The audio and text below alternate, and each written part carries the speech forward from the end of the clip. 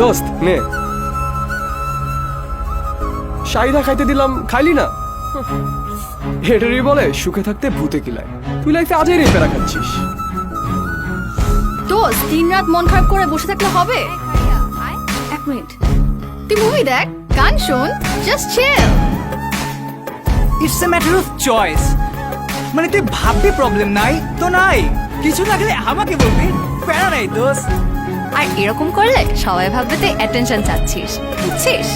Never mind, চল selfie তুলি। বন্ধুর ভালোর জন্যই আমরা এমন কমেন্ট করি, কিন্তু যে বন্ধু মেন্টাল হেলথ প্রবলেম ফেস করছে তার জন্য সেখান থেকে বের হয়ে আসা খুব কঠিন। আর ঘটনাটা এমনই, যা বাইরে থেকে দেখাও যায় না, বোঝাও যায় না। কিন্তু আমরা বন্ধুরা যদি পাশে থাকি তাহলেই হয়তো পসিবল বন্ধুকে এমন প্রবলেম থেকে বের করে নিয়ে আসা।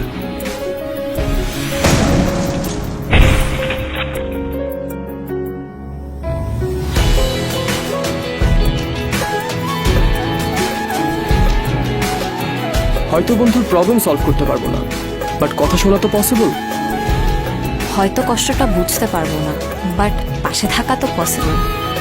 প্রবলেম যেমনই হোক সেটাকে গুরুত্ব দেওয়া তো পসিবল। দিন রাত পাশে না থাকি, ফোনে কথা বলা তো পসিবল। প্রতি 6 জনের একজন বন্ধুই মেন্টাল হেলথ প্রবলেম ফেস করে। তাই একটু খেয়াল রাখি কোন বন্ধুর কেমন অবস্থা, সামনাসামনি হোক, ফোনে হোক, চ্যাটে কিংবা ভিডিও কলে, শুনি বন্ধুর কথা। আর এক্সপার্ট হেল্প দরকার হলে মাইন্ডটেল তো আছেই। জাস্ট একটা কল করতে হবে, ডায়াল 27899।